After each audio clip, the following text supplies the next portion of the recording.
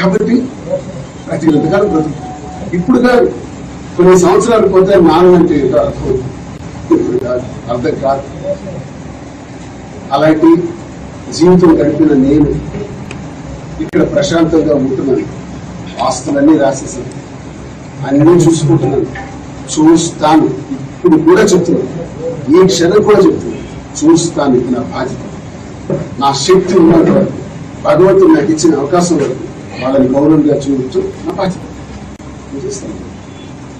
దీనికి మన రాత్రి వచ్చింది తండ్రి దగ్గరికి పిల్లలు రావాల్సిన సమయం రాత్రి 11, 12, 1 గంట, 2 కార్లు, గానా భజన, మనుషులు, కొంతమంది తెలుగుదేశం పార్టీకి చెందినటువంటి నా గుమ్మో దగ్గర కూడా ఎప్పుడు తారసపడని వాళ్ళు, నన్ను ఫేస్ టు ఫేస్ కూడా ఎదురు పడని వాళ్ళు, టీడీపీకి చెందినటువంటి వాళ్ళు, ప్రత్యర్థి పార్టీకి చెందిన వాళ్ళు చాలా మంది రోడ్డు మీద కాపలా.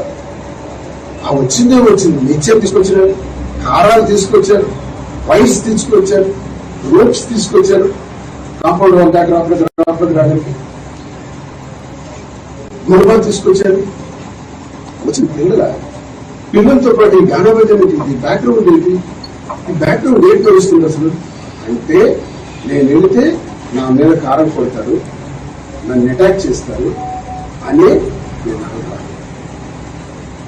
తలుపు తీయలేదు, ప్రేమ లేక కాదు, వచ్చిన పిల్లల్ని ఆదరించడం కూడా తెలియక కాదు, వచ్చిన సమయం కానీ వచ్చిన విధానం కానీ సభగా సభ్య సమాజానికి నేను అడుగుతున్నాను. తండ్రి గారికి రావాల్సిన విధానం అదే.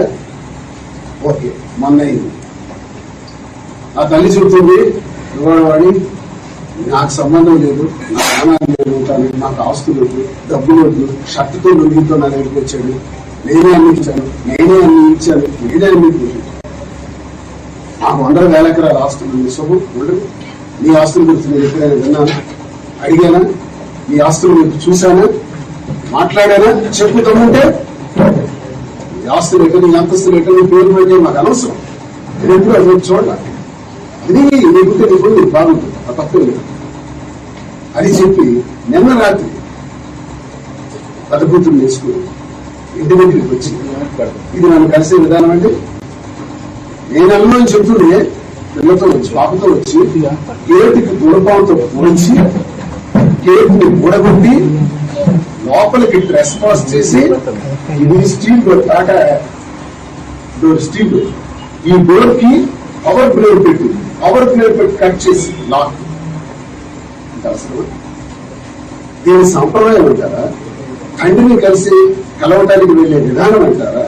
భర్తతో మాట్లాడడానికి వచ్చిన సంస్కారం అంటారా? భర్తని